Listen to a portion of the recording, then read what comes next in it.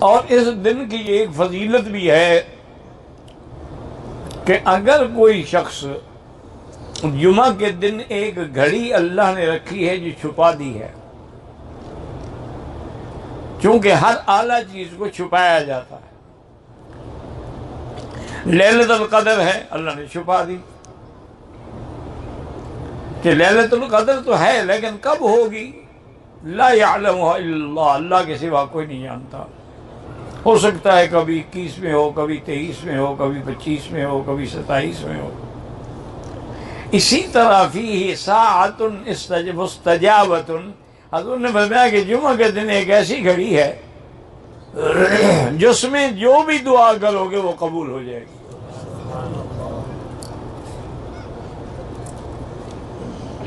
اب اس میں اختلاف ہے کہ بھی وہ گھڑی کب ہے۔ بعض علماء نے یہ لکھا ہے کہ امام جب منبر پہ خطبے کے لیے بیٹھتا ہے، ابھی اذان ہوتی ہے، خطبہ شروع نہیں ہوتا، اسی اثناء میں وہ گھڑی ہے۔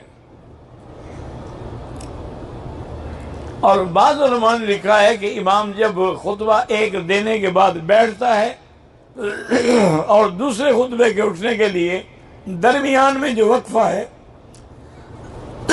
اس میں وہ گھڑی مستجاب ہے، اور اللہ سے جو بھی مانگو گے وہ ملے گا، لیکن شرط یہ ہے کہ وہ دعا شریعت کے خلاف نہ ہو، قطیعت رحم نہ ہو کہ رشتہ داری کو توڑنے کے لیے ہو، یا کسی کی بربادی کے لیے ہو، یا کسی کی ہلاکت کے لیے نہیں۔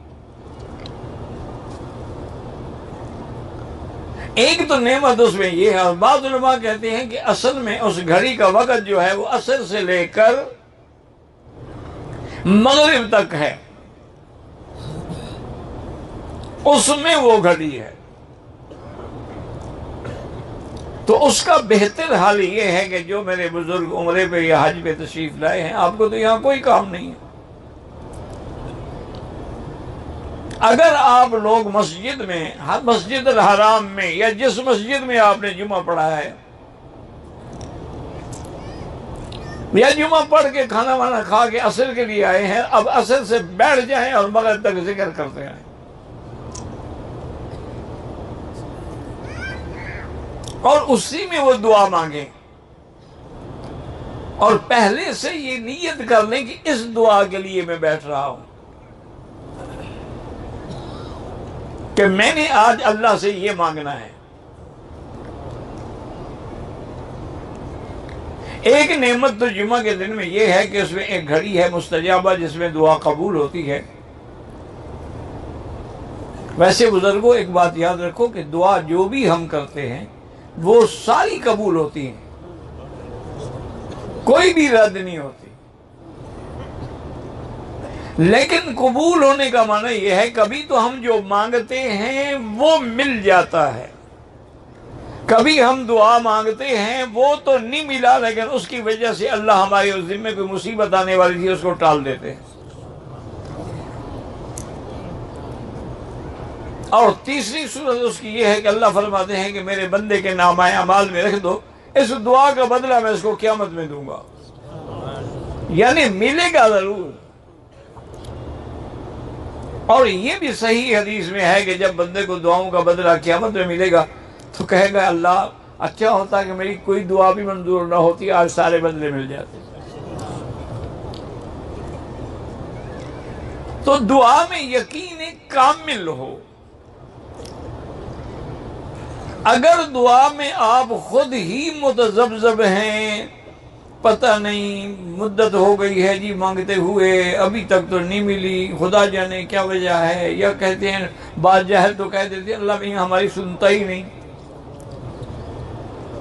یہ تو کفر ہے، اللہ تو سب کی سنتے ہیں، وہ تو کافروں کی بھی سنتے ہیں، وہ تو جانوروں کی بھی سنتے ہیں، ان کو رزق کون دیتا ہے؟ سیدنا سلیمان علیہ السلام بارش نہیں تھی، آپ بھی دعا کر لیں کہ اللہ مکے میں بارش عطا فرما، دل سے دعا کر لیں۔ میری بہنیں، میری بیٹیاں، میری مائیں یاد رکھیں کہ اگر توجہ کامل نہ ہو تو چائے کی پیالی بھی نہیں بن سکتی، ایک روٹی بھی توے پہ نہیں پک سکتی، یہ ہاتھ جل جائے گا، یہ روٹی جل جائے گی۔ تو اللہ کی طرف توجہ نہ ہو، کہتی ہے دعا منظور نہیں ہوتی۔ توجہ ہو اور یقین ہو کہ تیرے سوا ہمیں دینے والا کوئی نہیں، یا اللہ میرے سوا تیرے تو بندے اربوں کروڑوں ہیں لیکن میرا تو ہی صرف رب ہے۔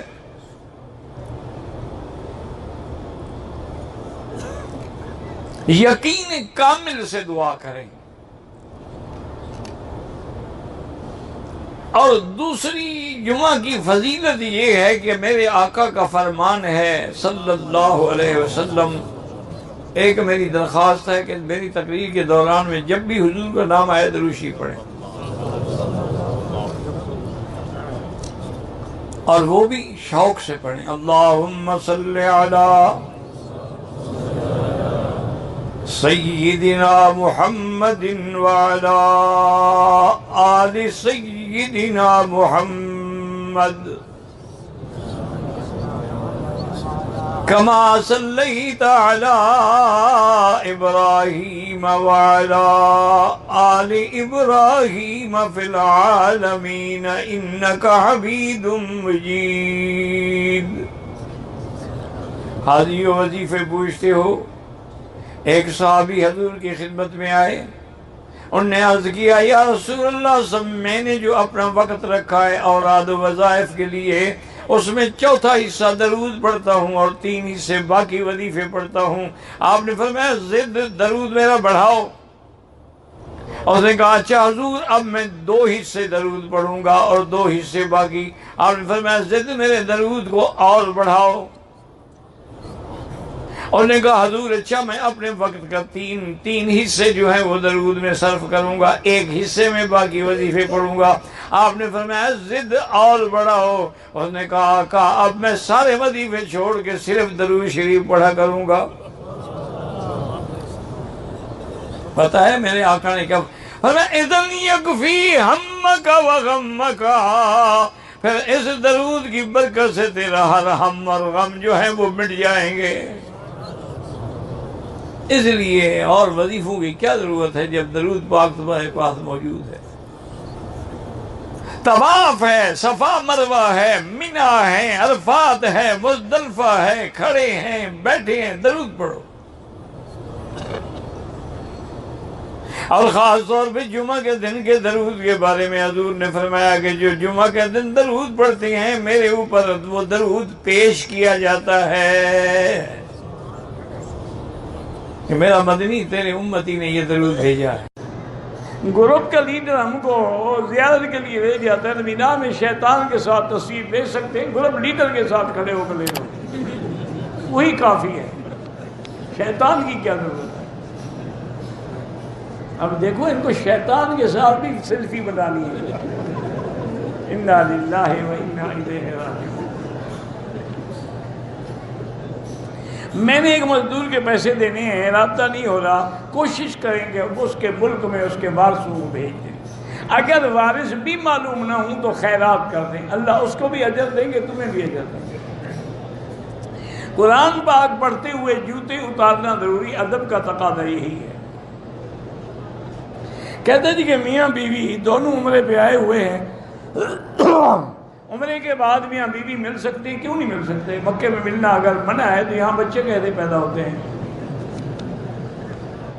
اگر ایک آدمی کے اوپر قرض ہے، دے بھی رہا ہے لیکن مر جائے پھر بھی قرضہ باقی رہے گا، قرضہ معاف نہیں ہوتا، یہ حقوق العباد ہے۔ اس لیے استغفار روزانہ 2000 دفعہ پڑھا کرو، انشاءاللہ 1 مہینے میں کوئی قرضہ نہیں رہے گا۔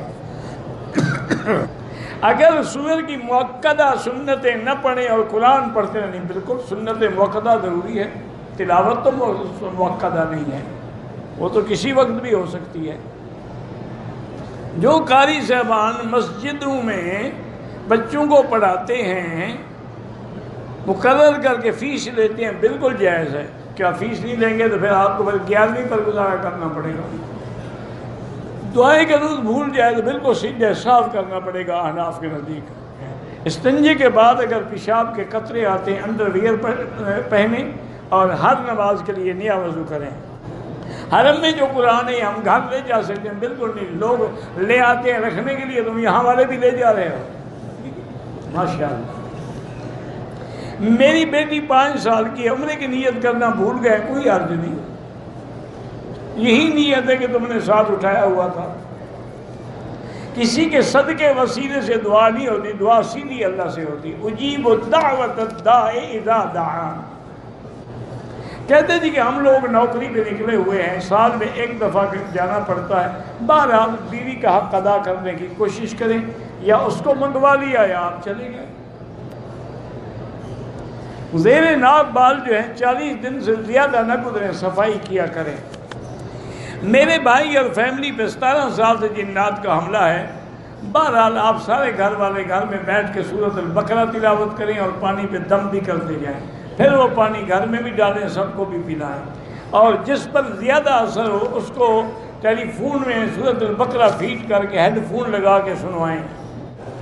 جمعہ کے دن سورۃ الکہف پڑھنا جو ہے یہ تو حدیث میں ہے، حضور کا فرمان ہے کہ سورۃ الکہف پڑھنے سے آدمی دجال کے فتنے سے بچ جاتا ہے. اور سورۃ الکہف پڑھنے سے اللہ قیامت کے دن اس کے لیے نور رہے گا سامنے، اور قبر میں بھی نور ہوگا. کہتے جی کہ ایک دعا کرا دیں کہ اللہ ہم سب کے گناہ معاف کر. دعا کریں اللہ پوری امت مسلمہ کے گناہ معاف کر دیں اور تمام حضور کی امت پہ رحمت کا فیصلہ فرمائیں. اللہم ارحم امت محمد صلی اللہ، اللہم اغفر امت محمد صلی اللہ علیہ وسلم، اللہم اجبر امت محمد صلی اللہ علیہ وسلم، اللہم استر امت محمد صلی اللہ علیہ وسلم. بلکہ بزرگوں نے لکھا ہے کہ یہ دعا جو آدمی ہر نماز کے